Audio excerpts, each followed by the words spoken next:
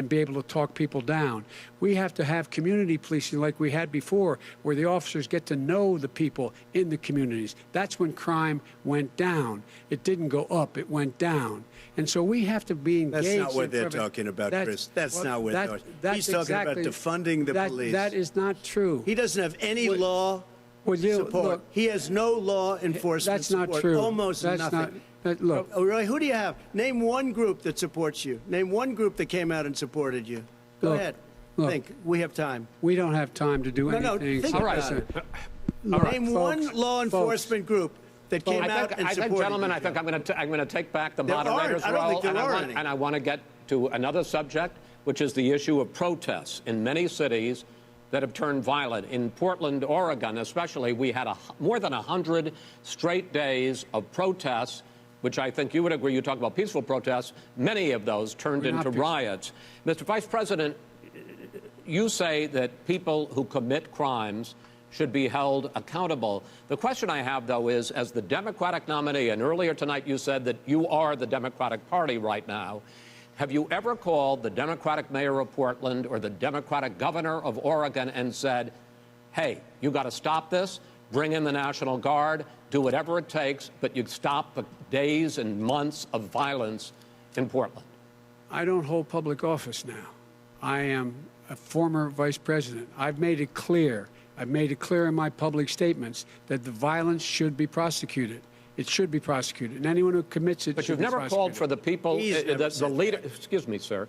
You have never called for the leaders in Portland and in Oregon to bring in the National Guard and knock off 100 days of riots. They can, in fact, take care of it if he just stay out of the way. Look here. Oh, really? Oh, really? Here's the thing. I sent in the U.S. Marshals to get the killer of the young man in the middle of the street. They shot him, and for 3 days, President Trump, Portland wouldn't do anything. I had to send in the U.S. Marshals. They took care of business. Go ahead, sir. And by the way, you know, his own former spokesperson said, you know, riots and chaos and violence help his cause. That's what this is all about. I don't know who said that. I do. Who? I think Kellyanne Conway. I don't think she said that. She said that. And so here's the But here's the point. The point is that that's what he keeps trying to rile everything up. He doesn't want to calm things down. Instead of going in and talking to people and saying, let's get everybody together, figure out how to deal with this. What's he do? He just pours gasoline in the fire constantly, and every single solitary time. And to end this, button up this segment, I'm going to give you a minute to answer, sir. You have repeatedly criticized. I have to answer his statement. No, you have repeatedly. Wait, no, you've been talking back and forth. You made a statement. I'm asking you. I would love to end it. Sir, I would love to end it. You know, if you want to switch seats. We could very quickly. We could do that, but I'd send in the National Guard. It would be over. There'd be no problem. Okay. But they don't want to accept the National Guard. You have repeatedly criticized the vice president for not specifically calling out Antifa and other left-wing extremist groups. But are you willing tonight to condemn white supremacists and militia groups and to say that they need to stand down and not add to the violence in a number of these cities, as we saw in Kenosha and as we've seen in Portland? Sure, are you I'm prepared to do specifically do it? Well, go ahead, sir. I would say almost everything I see is from the left wing, not from the right wing. So what are you saying? I'm willing to do anything. I want to see peace. Then do it, sir. Say it. Do it. Say it. You want to call him? What do you want to call him? Give me a name. Give me a white name. Supremacists and white like me to condemn? White supremacists and right Proud Boys. Stand back and stand by. But I'll tell you what. Somebody's got to do something about Antifa and the left, because this is not a right-wing problem. This is a left-wing. FBI director This is a left-wing problem. White supremacist. Antifa's an idea, not an organization. Oh, you got it. Not militia. That's what his FBI. FBI director said. Well, then you know what? No, we're done, sir. We're moving on to the next. We're moving. When a bat hits you over the head, that's not an idea. Everybody in your administration tells you the truth has a bad idea. Can I tell you what? You have no ideas. Antifa is a dangerous, radical gentlemen, group. We're now moving on to the Trump and Biden records. They'll overthrow you. When a president, I'm going to ask a question. When the president seeks a second term, it is generally a referendum on his record. But Vice President Biden, you like to quote one of your dad's sayings, which is, don't compare me to the almighty, compare me to the alternative. And in this case, sir, you are the alternative. Looking at both of your records, I'm going to ask each of you, why should voters elect you president over your opponent? In this segment, President Trump, you go first, 2 minutes. Because there has never been an administration or president who has done more than I've done in a period of 3.5 years. And that's despite the impeachment hoax. And you saw what happened today with Hillary Clinton, where it was a whole big con job. But despite going through all of these things, where I had to fight both flanks and behind me and above, there has never been an administration that's done what I've done. The greatest, before COVID came in, the greatest economy in history, lowest unemployment numbers. Everything was good. Everything was going. And by the way, there was unity going to happen. People were calling me for the first time in years. They were calling and they were saying, it's time maybe. And then what happened? We got hit, but now we're building it back up again. A rebuilding of the military, including Space Force and all of the other things. A fixing of the VA, which was a mess under him. 308,000 people died because they didn't have proper health care. It was a mess. And we now got a 91% approval rating at the VA, our vets. We take care of our vets. But we've rebuilt our military. The job that we've done, and I'll tell you something, some people say maybe the most important. By the end of the first term, I'll have approximately 300 federal judges and Court of Appeals judges, 300, and hopefully 3 great Supreme Court justices. That is a record, the likes of which very few people, and you know one of the reasons I'll have so many judges? Because President Obama and him left me 128 judges to fill. When you leave office, you don't leave any judges. That's like, you just don't do that. They left 128 openings, and if I were a member of his party, because they have a little different philosophy, I'd say if you left us 128 openings, you can't be a good president, you can't be a good vice president. But I want to thank you because it gives us almost, it'll probably be above that number by the end of this term. 300 judges, it's a record. Looking at both of your records, why should voters elect you president as opposed to President Trump? You have 2 minutes uninterrupted. Under this president, we become weaker, sicker, poorer, more divided, and more violent. When I was vice president, we inherited a recession. I was asked to fix it. I did. We left him a booming economy, and he caused the recession. With regard to being weaker, the fact is that I've gone head-to-head with Putin and made it clear to him we're not going to take any of his stuff. He's Putin's puppy. He still refuses to even say anything to Putin about the bounty on the heads of American soldiers. Your son got $3.5 million. And by the way, my son... Wait a minute. Mr. President, your campaign agreed to both sides would get 2-minute answers uninterrupted. Well, your side agreed to it, and why don't you observe what your campaign agreed to as a ground rule, okay, sir? He never keeps his word. Can you add no, I'm not asking. That was a rhetorical question. Can you add back 30 seconds? Yeah, yes, you may have. All right. Go ahead. So, thirdly, we're poor. The billionaires have gotten much more wealthy by a tune of over $300 to $400 billion more just since COVID. You in the home, you got less. You're in more trouble than you were before. In terms of being more violent, when we were in office, they were violent. When we were in office, there was in America than there is today. He's president of the United States. It's on his watch. And with regard to more divided, the nation can't stay divided. We can't be this way. And speaking of my son, the way you talk about the military, the way you talk about them being losers and being and just being suckers. My son was in Iraq. He spent a year there. He got the Bronze Star. He got the Conspicuous Service Medal. He was not a loser.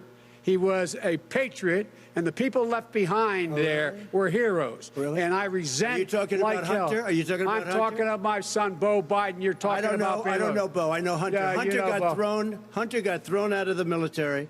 He was thrown out, dishonorably discharged. That's not true. It wasn't dishonorably. Cocaine use.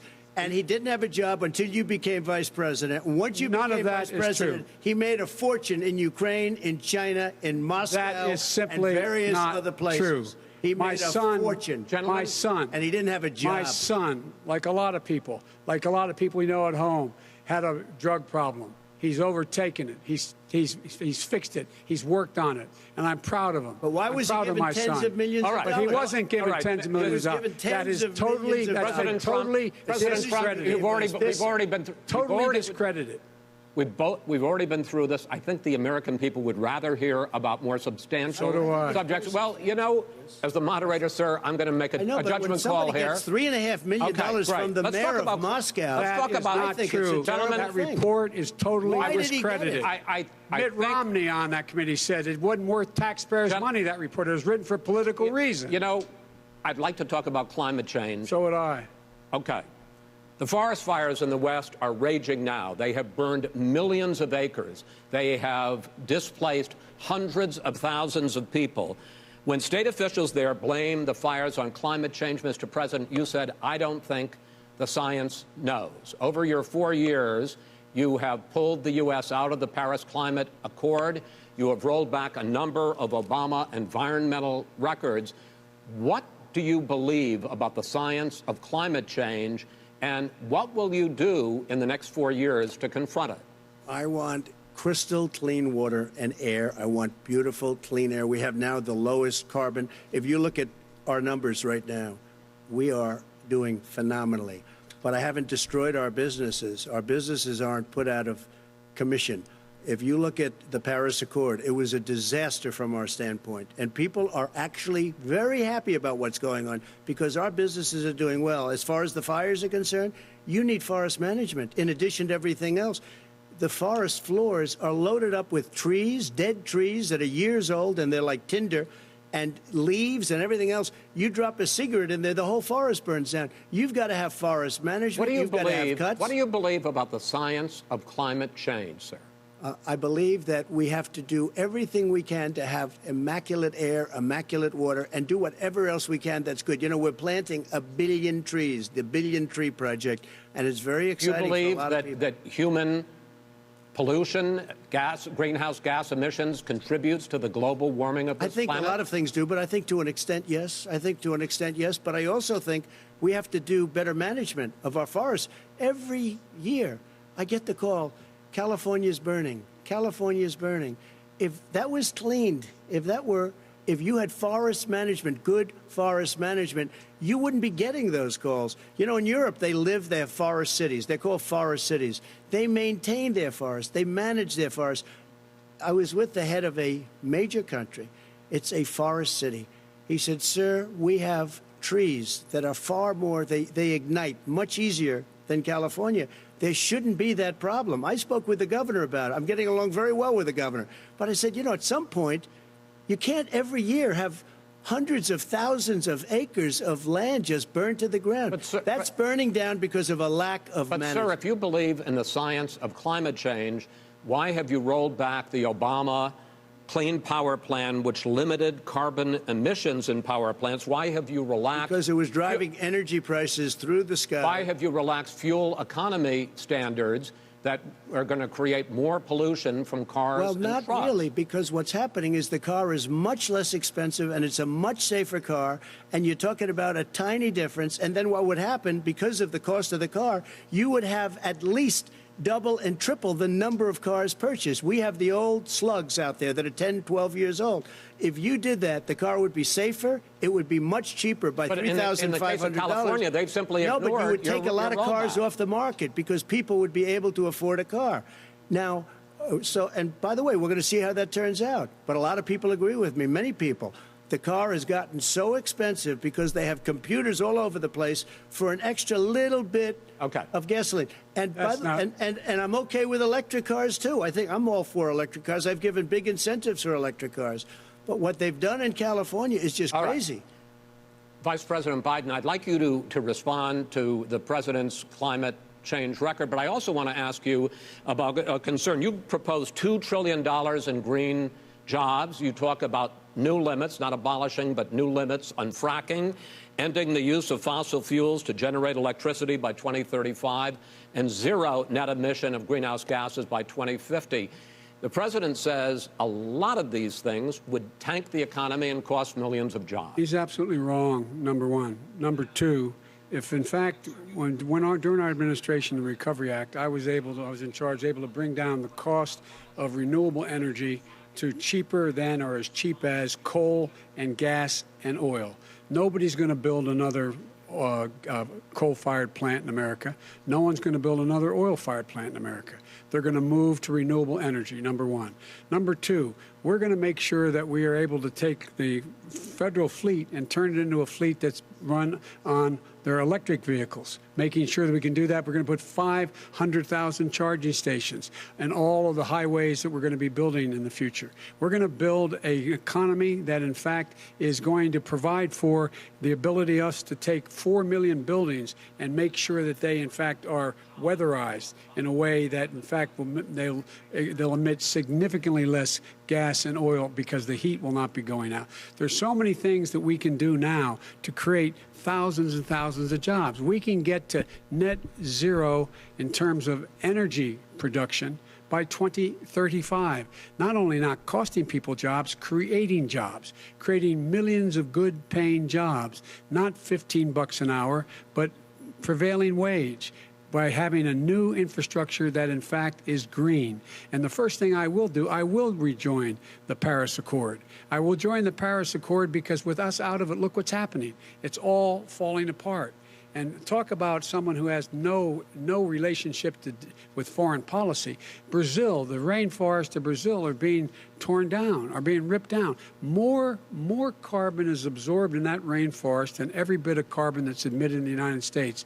Instead of doing something about that, I would be gathering up and making sure we had the countries of the world coming up with $20 billion and say, here's $20 billion. Stop tearing down the forest. And if you don't, then you're going to have significant economic consequences. What about the argument that President Trump basically says that you have to balance environmental interests and economic interests, and he's drawn his line?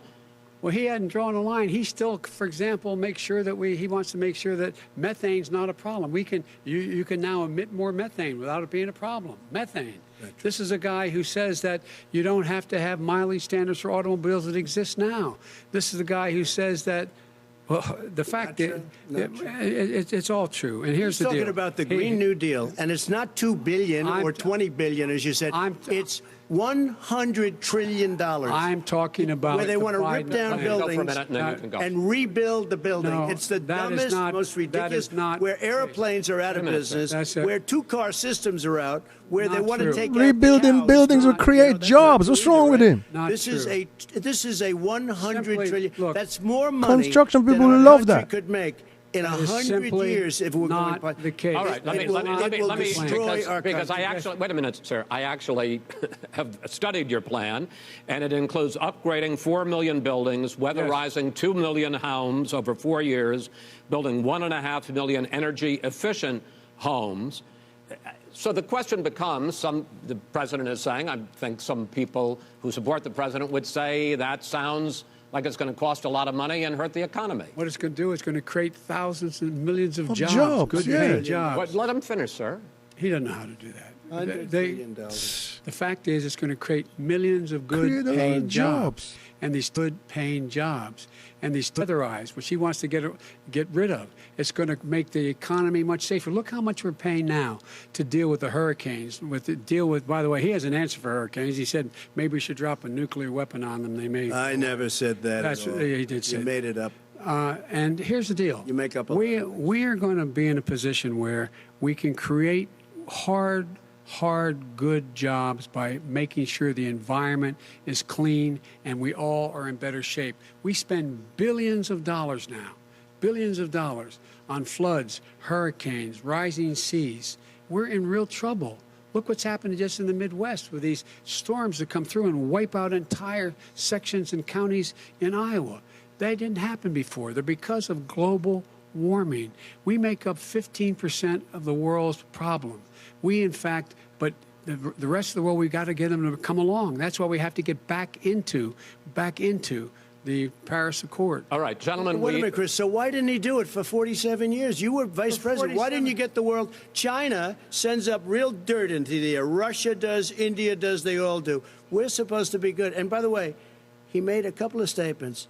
The Green New Deal is $100 trillion. That is not my plan. That's the Green well, New you want to Deal rebuild every is building. not my plan. I want to rebuild every. If he knew anything about, if he knew anything he made a about, statement about the military. He said I said something about the military. He and his friends made it up, and then they went with it. I never said it. Okay. That is what not he true. did Sir, is he you're done in said this segment. he called the military Mr. Vice President, stupid bastards. I and he did said not it on say tape. that. He said Mr. stupid bastards. Please, He sir, said it. stop. I would never say would that. play it. Stop. Shit is Play so it. childish, Go yo. ahead. Mr. You're on Vice tape. President answered his final question. The final question is, I can't remember which of all his rantings. I'm having a little trouble myself, but and about the economy and about this question of what it's going to cost. The economy.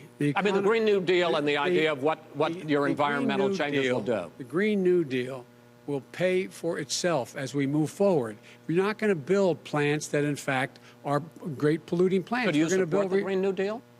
Pardon me? You support that? No, I don't support the Green New Deal. You don't? Oh, well, that's a big statement. I that support means you the just asked the radical left. I support you the don't. Biden plan that I put forward. Okay. The Biden plan, which is different than what he calls the radical Green New Deal. All right, gentlemen, final segment, election integrity. As we meet tonight, millions of Americans are receiving mail-in ballots or going to vote early.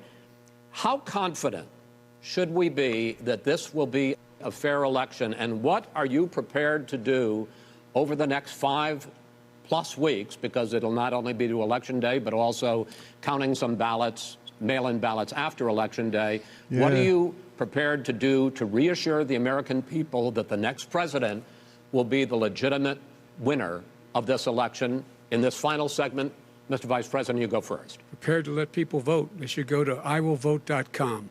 Decide how they're going to vote, when they're going to vote, and what means by which they're going to vote.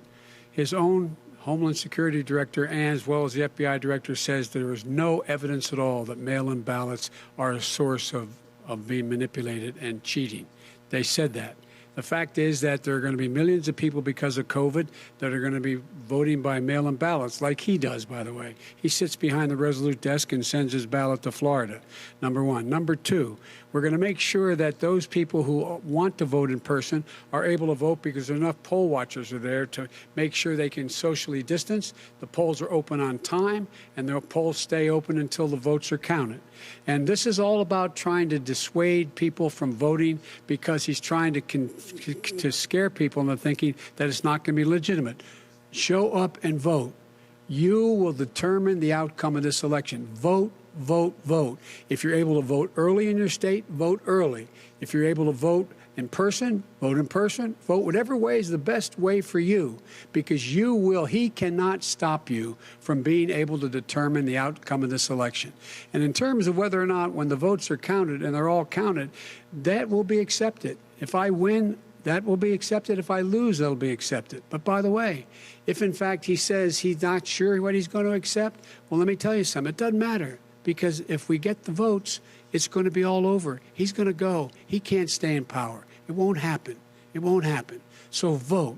Just make sure you understand you have it in your control to determine what this country is going to look like the next 4 years. Is it going to change, or are you going to get 4 more years of these lies?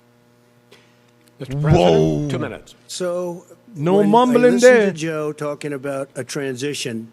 There's been no transition from when I won. I won that election. And if you look at crooked Hillary Clinton, if you look at all of the different people, they to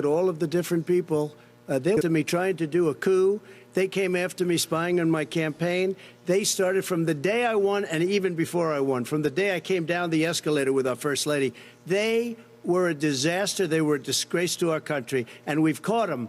We've caught them all. We've got it all on tape. We've caught them all. And by the way, you gave the idea for the Logan Act against General Flynn. You better take a look at that, because we caught you in a sense. And President Obama was sitting in the office. He knew about it, too. So don't tell me about a free transition. As far as the ballots are concerned, it's a disaster. A solicited ballot, okay, solicited is okay. You're soliciting, you're asking, they send it back, you send it back. I did that. If you have an unsolicited, they're sending millions of ballots all over the country. There's fraud. They found them in creeks. They found some with the name Trump, just happened to have the name Trump. just the other day in a waste paper basket. They're being sent all over the place. They sent 2 in a Democrat area. They sent out 1,000 ballots. Everybody got 2 ballots. This is going to be a fraud like you've never seen. The other thing, it's nice on November 3rd, you're watching and you see who won the election. And I think we're going to do well because people are really happy with the job we've done. But you know what? We won't know. We might not know for months because these ballots are going to be all over. Take a look at what happened in Manhattan. Take a look at what happened in New Jersey. Take a look at what happened in Virginia and other places. They're not losing 2%, 1%, which, by the way, is too much. An election could be won or lost with that. They're losing 30 and 40%.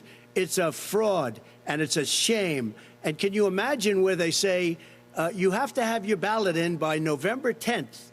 November 10th. That means that's 7 days after the election, in theory, should have been announced. Okay. We have major states with that, sir, all run by Democrats. 2 minutes is 2 minutes. All run by Democrats. It's President Trump, it's a rigged election. You're going to be able to continue. You have been charging for months that mail-in balloting is going to be a disaster. You say it's rigged, that it's going to lead to fraud. But in 2018, in the last midterm election, 31 million people voted mail-in voting. That was a quarter, more than a quarter, of all the voters that year cast their ballots by mail. Now that millions of mail-in ballots have gone out, what are you going to do about it? And are you counting on the Supreme Court, including a Justice Barrett, to settle any dispute? Yeah, I think I'm counting on them to look at the ballots, definitely. I hope we don't need them in terms of the election itself. But for the ballots, I think so. Because what's happening is incredible. I read today, where at least 1% of the ballots for 2016 were invalidated. They take them. We don't like them. 1%. What are you going to do about it? There are millions of ballots going out right now. What you do is you go and vote. You do a solicited ballot, and that's okay, or you go and vote. I'm asking you about the fact that millions of people... You go and vote. You go and vote, but like they used to in the old. Millions of people. You either do, Chris, a solicited ballot where you're sending it in, they're sending it back, and you're sending. They have mailmen with lots of it. Did you see what's going on? Take a look at West Virginia. Mailmen selling the ballots. They're being sold. They're being dumped in rivers. This is a horrible thing for our country. This is not going to end well. This is not going to end well. 5 states have had mail-in ballots for the last decade or more. 5, including 2 Republican states. And you don't have to solicit the ballot. It's sent to you. It's sent to your home. What they're saying is that it has to be a postmark by election day. If it doesn't get in till the 7th, 8th, 9th, it still should be counted. He's just afraid of counting the votes because You're wrong. You're wrong. I want to continue with you on this, Vice President Biden. Chris, he's so wrong when he makes a statement like that. Excuse me, Vice President Biden, the biggest problem, in fact, over the years with mail-in voting has not been fraud historically. It has been that sizable numbers, sometimes hundreds of thousands of ballots are thrown out because they have not been properly filled out, or there is some other irregularity, or they missed the deadline. So the question I have is, are you concerned that the Supreme Court, with a Justice Barrett, will settle any dispute? I'm concerned that any court would settle this because here's the deal. When you get a ballot and you fill it out, you're supposed to have an affidavit. If you didn't know, you have someone say that this is me. You should be able to, if in fact you can verify that's you before the ballot is thrown out, that's sufficient to be able to count the ballot because someone made a mistake and not dotting the correct I. Who they voted for, testify, say who they voted for, say it's you. That is totally legitimate. All right. Excuse me, Chris, when you have 80 million ballots sending and swamping the system, you know it can't be done. You know it can't, and already there's been fraud. Mail service delivers 185. This guy's not going to accept a defeat if he loses. He's not going to accept a defeat if he loses. Election workers are prohibited, currently by law, 8 states, from even beginning to process ballots, even take them out of the envelopes and flatten them until Election Day. That means that it's likely, because there's going to be a huge increase in mail-in balloting, that we are not going to know on election night who the winner is, that it could be days, it could be weeks. Could be months. Until we find out who the new president is. So first for you, sir, finally for the Vice President, I hope neither of you will interrupt the other. will you urge your supporters to stay calm during this extended period, not to engage in any civil unrest? And will you pledge tonight that you will not declare victory until the election has been independently certified? President Trump, you go first. I'm urging my supporters to go into the polls and watch very carefully, because that's what has to happen. I am urging them to do it. As you know, today there was a big problem. In Philadelphia, they went in to watch. They're called poll watchers, a very safe, very nice thing. They were thrown out. They weren't allowed to watch. You know why? Because bad things happen in Philadelphia, bad things. And I am urging my people. I hope it's going to be a fair election. If it's a fair election, I am 100% on board. But if I see tens of thousands of ballots being manipulated, I can't go along with that. And I'll tell you what, does that mean, from a common sense, does that mean you're going to tell your people to take to the street? It means you have a fraudulent election. You're sending out 80 million ballots. They're not equipped to. These people aren't equipped to handle it. Number one. Number two, they cheat. They cheat. Hey, they found ballots in a waste paper basket 3 days ago, and they all had the name military ballots. They were military. They all had the name Trump on them. Vice President you think Biden, that's good? So how do we know your people didn't put it there? Will you urge your supporters to stay calm while the vote is counted, and will you pledge not to declare victory until the election is independently certified? Yes, and here's the deal. They count the ballots, as you pointed out. Some of these ballots in some states can't even be opened until Election Day. And if there's thousands of ballots, it's going to take time to do it. And by the way, our military, they've been voting by ballots since the end of the Civil War, in effect. And that's what's going to happen. Why was it not? Why is it for them somehow not fraudulent? It's the same process. It's honest. No one has established at all that there is fraud related to mail-in ballots, that somehow it's a fraudulent process. It's already been established. Take a look at Carolyn Maloney's race. I asked you had an opportunity to respond. Look at Carolyn Maloney. Go ahead. They have no idea what happened. Vice President Biden, go ahead. He has no idea what he's talking about. Here's the deal. The fact is, I will accept it, and he will too. You know why? Because once the winner is declared, after all the ballots are counted, all the votes are counted, that'll be the end of it. That'll be the end of it. And if it's me, in fact, fine. If it's not me, I'll support the outcome. And I'll be a president not just for the Democrats. I'll be a president for Democrats and Republicans. And this guy, I want to see an honest ballot count. Gentlemen, you say that's the end of it? This is the end of this debate? Honest ballot count. We're going to leave it there. To be continued as in more debates as we go on. President Trump, Vice President Biden, it's been an interesting hour and a half. I want to thank you both for participating. In the first of 3 debates, you have agreed to engage in. We want to thank Case Western Reserve University and the Cleveland Clinic for hosting this event. The next everybody was watching to see if Biden is sleepy. October 7th at the University. Everybody was watching to see if Biden is sleepy, if Biden's going to screw up. He held up just like he did against Bernie Sanders. You know what I'm saying? One-on-one. Everybody was like, oh, Trump's going to eat him alive. Eat what? You know what I'm saying? Them bow, what you talk about? You know what I mean? So, at the end of the day, Biden held his own. Biden defended his son. Biden made enough jabs at Trump and made some points.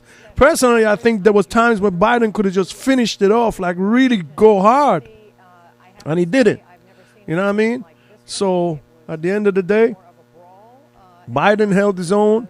And since he doesn't mess up, you know, the whole strategy has been let Trump score own goals when it comes to the debates, when it comes to policy, when it comes to going out there every day. Keep Biden away from, you know, as much public microphones as you can, just in case or whatever. But hey, tonight, it's not even that. It's not even that. You know what I'm saying? 2 totally different people, and people are, you know, these are 2 totally different people. They're not even close in any way, shape, or form. And this is unlike any other election that we've seen. Any other election, you know what I mean? So thanks, everybody, for tuning in. Let's go watch the analysis with all these pundits that get paid. But, you know, that was interesting at points. But Trump just interrupts too much, and he won't let the guy get a word in. All right. So speaking of interruption, sorry about the interruption here. Something happened with the streaming. All right. So thanks for tuning in. Stay safe. Wear those masks. Wash those hands. Stay inside if you can. God bless you and your family. Enough love.